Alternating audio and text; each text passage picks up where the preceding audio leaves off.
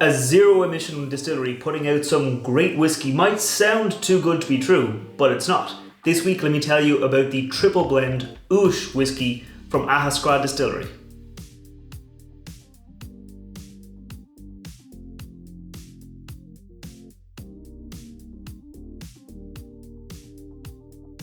Welcome back to the channel. I'm Matt, I'm the whiskey nerd, and like I said, this week I'm looking at the triple blend Uais whiskey from Ahascragh Distillery. So let me get it into the glass and I'll tell you a little bit more about it. Now, first off, I will say that the Ahascragh Distillery did send me this bottle for free because they were celebrating the opening of their brand new distillery. So this has been sent to me for free, but it hasn't been requested that I give them a good review or anything like that. It's a completely independent review and it is actually a very nice whiskey. But first, about that distillery they just opened. So Ahascragh Distillery are trying to do something a little bit different in the whiskey business, because oftentimes whiskey can be quite a wasteful kind of industry. If you think of all those grains could end up just getting thrown away after they've been used. It uses a lot of heat to heat up the stills and make your kind of whiskey when you're going through the different pots or through the columns. So the distillery is trying to make a zero emission distillery where they recycle, reuse, and kind of just be better for the environment, meaning they can make whiskey more sustainably. The founders, Gareth and Michelle McAllister, did find this kind of old mill in the town, the small little village of Ahascragh, where the distillery gets its name, and they've been renovating it and turning it into a really nice state-of-the-art distillery. But that means the whiskey they're producing so far is sourced whiskey. Now, they do have a more premium range of whiskies. They call it the Clan Culloch, named after this fella here and his brothers, the Culloch clan, the Clan Culloch of kind of Irish mythological legend. They were real people. One of them, this guy here, was the High King of Ireland way back in the day, but that's not really what we're talking about. We're focusing on the whiskey. That other brand, the Clan Culloch brand, did exist in a long time ago in the McAllister's Clan Culloch whiskey, which ceased production in the 1800s. So now the new McAllister family are kind of reviving and kind of reinvigorating that old kind of family name, that family bond, and that's what they call it, their family bond whiskey. So what's in this here bottle? Well, it is a blended whiskey. It is a sourced blended whiskey. It's made up of three components, made up of pot still, malt, and grain whiskey. It's about 50% grain whiskey, 25% malt whiskey, and 25% pot still whiskey. This is going to give you a lot of kind of sweetness, a lot of kind of roundness from that grain whiskey with that kind of malty, biscuity, caramel note you get from the malt whiskey, and then where you get that kind of spicy, kind of oaky bite with a bit of oiliness you get from the pot still whiskey. It is coming in at 43% ABV.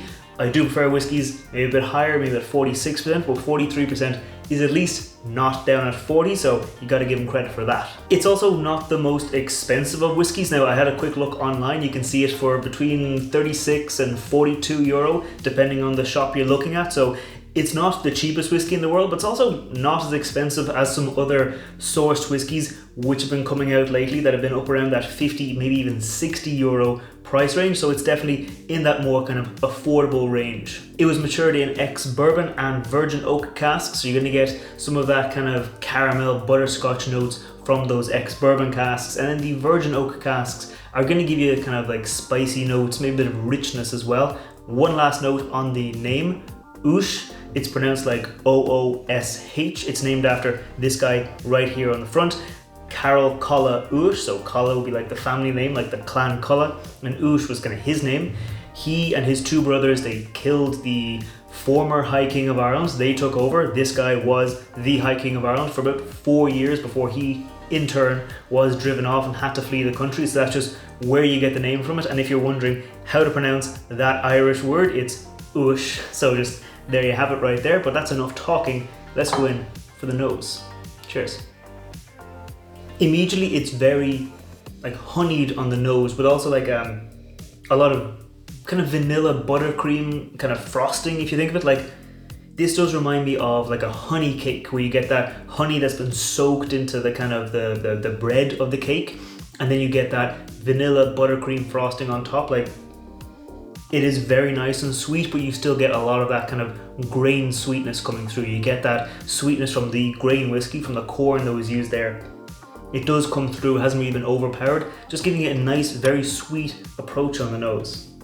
And that's backed up by a nice kind of layer of malt and a surprising amount of like fruitiness. Now there was no sherry in this aging, it was just ex-bourbon casks and virgin oak casks, but if you told me there was a little bit of sherry aging in there, I probably would believe you, because it is a bit fruity. It does have a kind of it does have that almost like stewed berries notes to it, maybe a little bit of, yeah, maybe a little like citrus peel as well in there, but yeah, there's no sherry cask aging, but it is a nice bit of fruitiness coming through here.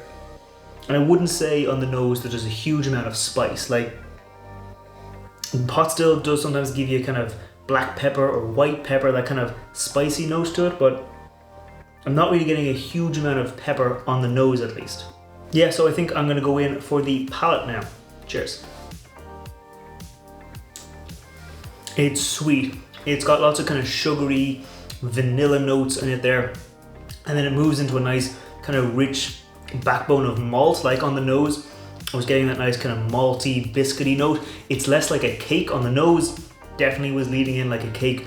On the palate, more like a kind of a malty, biscuity kind of note coming through. Then getting like a little bit of spice, not a huge amount of spice, but as it was going around my mouth, got a little bit of spice, and also a bit of kind of oak spice coming through. Wasn't really getting a huge amount of spice, either peppery, pot still, or that kind of baking spices from the oak on the nose, but on the palate, getting a nice kind of bit of richness there from the spice. Yeah, so I'm gonna go in again for another sip and see what else I find. Cheers. Yeah, if I would describe the vanilla, on the nose it was all kind of buttercream frosting. On the palate, it's more like a kind of a fudgy vanilla, where you get that bit of caramel, get a bit of brown sugar, and you get that vanilla coming through it as well. Quite nice. As I said, kind of like a biscuity, malty note rather than that grain sweetness of the cake. Bit of a fruity note as well coming through. Like I said, on the nose, I was getting a bit of fruit. Here, getting a little bit more of the kind of like fruits. So if you imagine like a biscuit that's got some of those dried berries and dried fruits in it, where you get that slight little hint, not overwhelming, not overpowering, definitely does lead in on that vanilla, caramel, biscuity, sweet note with a back end of the fruity note. And then as it sits in your mouth, as it sits in your palate, you get that bit of oaky spice and a little hint of pepper, but then that develops more into the palate. So I think, then that develops more, and then that develops more into the finish. So I think it's time I go in for the finish. Cheers. Yeah, so as I said, all that sweetness up front, you get that biscuity note, you get a bit of fruitiness in there.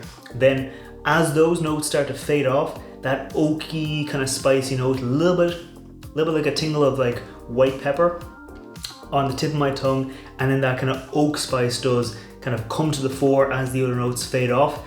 A little bit of like, I can feel it in my cheeks, like, you know, when you have like a red wine where you get those tannins, you get that kind of oaky bite. You can definitely feel it. It does linger nicely. Now, if you told me this was like a 46%, I probably would believe you, because it does linger on a bit more than I maybe would have expected at 43%.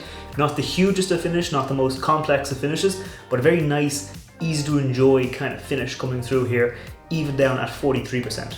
And that's kind of what I think this whiskey is aimed at. I mean, it's definitely their more affordable whiskey, but I mean, I was actually at a tasting in a whiskey bar here in Dublin a few weeks back, where we tried the Uais whiskey and a few of their more premium whiskies, and myself and my friends actually preferred the Uais whiskey because it was just a very nice, easy to enjoy whiskey, especially at the price they're charging. It's definitely an easy to find and easy to enjoy whiskey. So if you like the sound of that whiskey, maybe keep an eye out, see if you can find it in your local store. If you want to see a cocktail with this whiskey, check back on Friday, because I put out whiskey reviews on Wednesdays and I put out cocktail recipes featuring whiskey on Fridays. So if you want to see more like that, make sure you scroll down, hit that thumbs up button, hit that subscribe button, and I'll see you next time.